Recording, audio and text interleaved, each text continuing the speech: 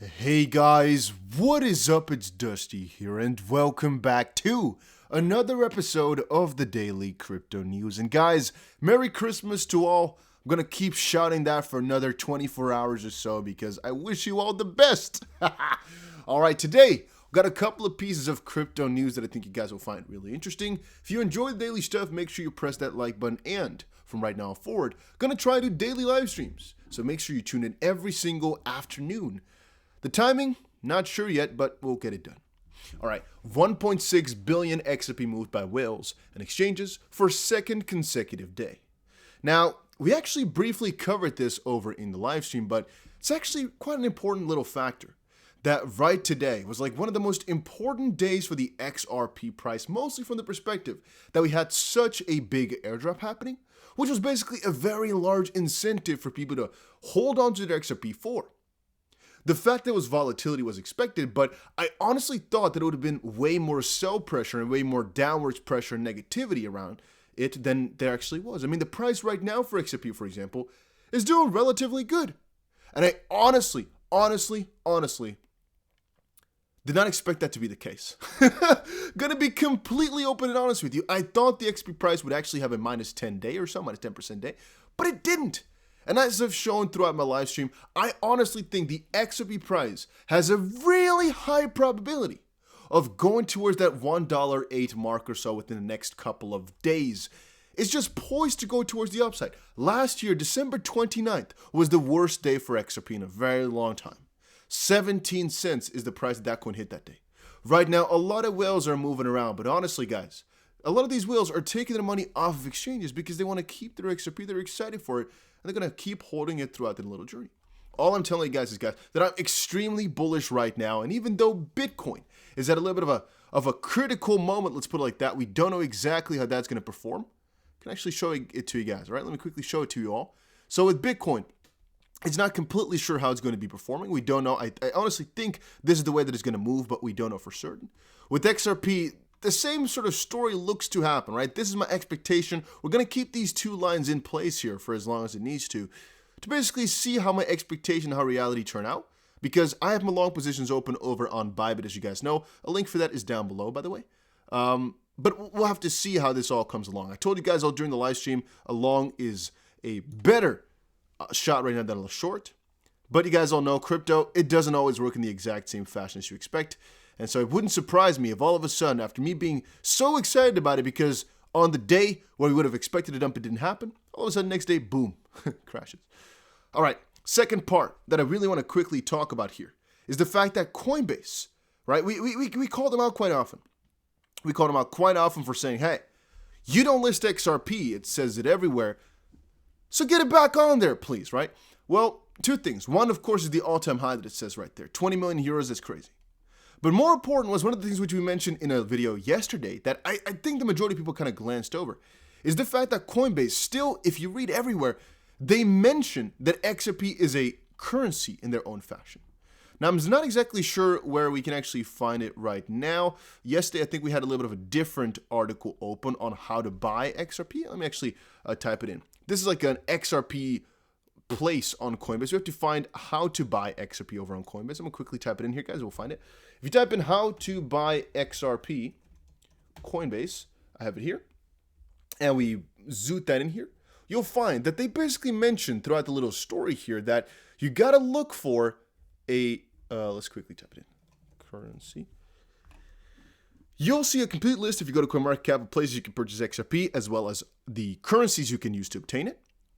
Under pairs, you'll see the shorthand for XRP, and XRP plus a second currency, which is pretty nice. They also consider it to be a cryptocurrency still, which is interesting to me. I mean, sometimes I wonder, does the SEC state that cryptocurrency would just mean it's partially currency and partially security, even though it has currency in the name? Or what exactly do they objectify it as? Because if Coinbase had to take it off because they can't make money with it, but they're still referring to it as a cryptocurrency instead of a potential security or whatnot, it makes me sometimes kind of like confused. Like, for example, does the SEC then not see this as spreading false information if you're still considering it a cryptocurrency and you're spreading it around like that? And how does that all work then? Because at the end of the day, right now they are leading people on how to buy. They're just not doing it themselves. But it's like, all right, I'm not giving you the okay, let's not actually, I wanted to give a really harsh example. Let's not do that.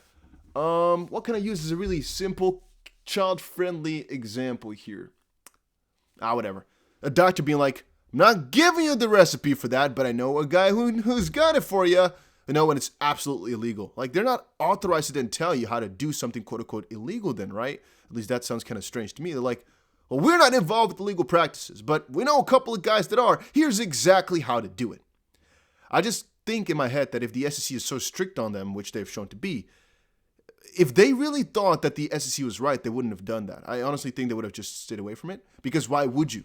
Why would you take this risk, and why would you come along with those plans if you actually think XRP is a bad buy, something that's completely a scam? Why? Then again, some of you guys said they also have things like SafeMoon on there, which I believe. Let's type it in, SafeMoon. So, and since they most likely do not believe in that, they just have a little tutorial for everything like that. And so it doesn't mean anything. Just depends on how you view it, right? You're also, their prices are still glitched over on Coinbase. It's really strange to me how they don't fix that for these cryptos. Still showing 20 million, huh? So stupid. All right, then, after Planb's $100,000 Christmas miss, it's clear that Bitcoin's stock-to-flow model is blank. Well, let's check it out. So, like a naughty child who got a lump of coal in their stocking on Christmas Day, crypto investors banking on Planb's model must be staring at their portfolios sadly, as the pseudonymous analyst's $100,000 prediction did not come true on December 25th. To that end, Planb put out a thread to explain his side of things. From ho ho ho to no no no. So, Planb made sure to differentiate between this floor model and the Bitcoin stock-to-flow model. The analyst admitted that the floor model did fail in November and December, and did not reach the minimum predicted price of $98,000 and $135,000 respectively. While Planb had earlier commented that he would consider his stock-to-flow model invalidated if December didn't bring Bitcoin 100,000, he now seems to be taking a different view. Planb instead declared stock-to-flow model intact. Let me be clear. November 98K and December 135K miss, floor model fail. December 100K miss, I have said earlier that if Bitcoin below 100,000 December 2021, then stock-to-flow model is off the rails, invalidated, dead. To be honest, that was in an ill attempt to clarify 100K average this cycle and regression analysis S2F model intact. The only reason I'm going to agree with him here, even though he's a pretty big hypocrite to a certain degree, is because he is to a certain degree right. I mean, his model, theoretically speaking, could still be intact even though he did not predict one of the right points within that, right? That's the whole point of this analysis, and basically having a sort of an average or basically the regression line in this sense here, right? So from a certain perspective, we really can't blame him too much for being quote-unquote wrong, as it's a model and it basically takes the most logical line throughout that journey for where it's about to head. He can't predict every single point. You don't know exactly at what point or what another you're going to be exactly on a certain line, right? At least that's my thought process as well. So from that perspective, I don't really think it's bad in any way, shape, or form. Let's quickly see. Add to S2F model intact. Key is that Bitcoin 51,000 is still within one standard deviation band from the stock-to-flow model, roughly 50 to 200K C chart. If Bitcoin stays within one standard deviation band from for the next 2.5 years, then stock-to-flow model is still valid and indeed useful for me. Of course, you should make your own call. Now, that is obvious, as we have literally seen now that some people have thrown it out the window and are not happy with it anymore. But again, at the end of the day, it's just for everybody a different little, it's a different thing. Of course, you make your own call. Add one, floor model fail. Misses like these have not happened last 10 years. Floor model is like 200-week moving average, but with geometric instead of arithmetic mean. Geometric mean never increased, less than 4.9% per month. So I could calculate Bitcoin August to December. However, November was only 3.7%, December 2.7%. Benjamin, also one of the guys, came in. He's I guess, I don't know exactly what to call him, right? Engineering? You did clarify this in the video we did a while back already. $100,000 by December 2021 always seemed more like your preference rather than the stock-to-flow model requirement. To me, it still looks like a lengthening cycle are actually playing out. And he says, true, 100K is a model value, and I'm okay with it not being exactly right. What makes stock-to-flow or any model useful, in my opinion, is the range, e.g. one standard deviation band. About lengthening cycles, like we discussed, I look at averages / ranges, not tops and bottoms. You look at tops, and yes, top could be further and lower. And then Benjamin replies and says, yes, exactly. You're trying to model long-term averages rather than the specific length of time between bottoms and tops. I think the model mainly diverged for the next market cycle. Until then, it looks like both models will project 2022 to be a good year. And I honestly follow along with all of this. I mean, I enjoy all of this. I don't know exactly what to explain to you guys, except for saying, yeah, I'm a fan of all of this anyway. I enjoy the majority of the stuff they put out.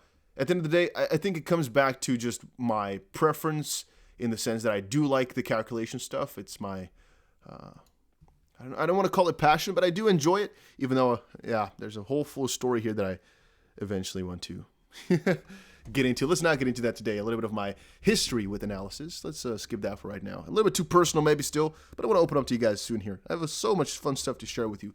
So much cool stuff that I know. All right, Binance fined by Turkish authorities on multiple violations. Here's what's happening. Local branch of Binance over in Turkey has been fined by the Turkish Masak. This is interesting to me because Binance is so ridiculously big in Turkey. I'm going to literally say that it's like the biggest in Turkey. Like out of everything, maybe Turkey is like the country that adopts Binance the most. Could really be so. But apparently they're cracking down Binance, right? On different occasions like Netherlands, Germany, Malta, whatever.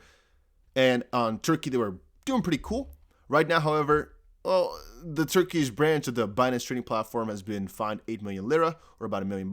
Reason is that Masak, state agency that investigates financial crimes in Turkey, has found multiple violations of Binance in this country during inspections. So, yeah, we're going to see how that's going to affect it, right? We just know for a fact that regulations are coming closer and closer. Right now, Senator Cynthia Lummis, for example, has revealed plans for a cryptocurrency overhaul in 2022. Would that be good? Would that be bad? Not too sure. Because from a certain perspective, regulations are good, but an overhaul can have a couple of different meanings, right? And we don't know exactly to what degree we are going to like all of this. I mean, I honestly think a lot of scams out there will be taken out of the air, but also a lot of the possibilities for 100x, 1000x gains and so will be thrown out the window as well. Like right now, I told you all before, if you are subscribed to this channel and you're not a millionaire within a couple of years, I think it's because of your own faults. I'm going to be honest with you. I honestly think it's not hard in crypto right now to get there. As long as you basically got the steps that I explained in my live stream. All you have to do is, I think, subscribe to the channel, watch my stuff, and you're definitely on a really good path there. I think the majority of people will become a millionaire in crypto. It's not that hard. And I know I say that as, of course, being already, I guess, pretty wealthy, so it's different coming from me maybe, but just trust me when I say that it's really not that hard as long as you got the knowledge for it. And it has a couple of different steps. Part one is having some money, and how you get that is potentially due to giveaways, potentially due to some free airdrops or whatnot. But there's multiple different occasions where I literally gave you guys tens of thousands of dollars by just being at the right place at the right time. And that's literally going to happen time and time again over the next couple of months. Right now, for example, VPAT was literally a couple $100 that people got for free. People have been texting me, hey, you got $800, hey, you got $1,000. If you get a couple of those, you got a starting bankroll. And anybody can turn $10,000 into $1 million within a couple of years with cryptocurrencies. It is not that crazy. As long as you got the info of what coins will do amazing. And to a certain degree, coins like XRP are really nice because they have such a high multiplier. But at the end of the day, guys, we're not looking for times 10, we're not looking for times 15, we're looking for like 100x, right? So we have to, of course, diversify a little bit more and go for some riskier picks as well. And potentially some NFT type of things or like metaverse and stuff because we, of course, got to have a little bit of an extra multiplier. Then again, a lot of this stuff might be cracked down. So we got to, of course, get our riches as soon as humanly possible to a certain degree. Or I guess regulations can be good. It just depends on how things turn out. It really does. And then right here, Instagram will explore NFTs and Nike reports slow growth in this week's business and crypto roundup. All I want to say about that one is NFTs. The reason I just mentioned it real quick about profit making is because, honest truth, it is one of the easiest ways to make profit right now, but it's also one of the easiest ways to lose money. Yet the adoption is really there. And I'm not really an NFT guy. Honest, I don't have many at all because I think the majority of them are like Ponzi schemes. But let's be fair, it is growing. Nike getting into it, Adidas getting into it, Instagram now trying to explore it, Twitter exploring it, or at least getting into it piece by piece. It is growing rapidly. And so it is a sector that really needs to be adapted into or looked into more. And that's also why I'm thinking of hiring another analyst to basically look into proper NFT projects, whatnot for the channel, but also just in general to potentially invest into. And if that's something for you, by the way, guys, make sure you hit me up. All right, I'm going to open up a couple of in Dutch is vacatures. What in the world is the name? There's a couple of different methods for people to basically get a job in crypto if you're good at that stuff. And again, the majority of people working with me are multimillionaires already. So yeah, just letting you guys know. Salary is not that amazing, potentially, but that's because you get some other benefits. A lot of people enjoy it. So yeah. Make sure you Let me know if you're a big analyst in crypto. Hit me up, all right? Maybe I got some for you, as we've already put a lot of people to work. You might wonder exactly how that works. Well, there's just so much money made in crypto, as I said before. So become part of the family if you know what you're talking about. Let's put it like that.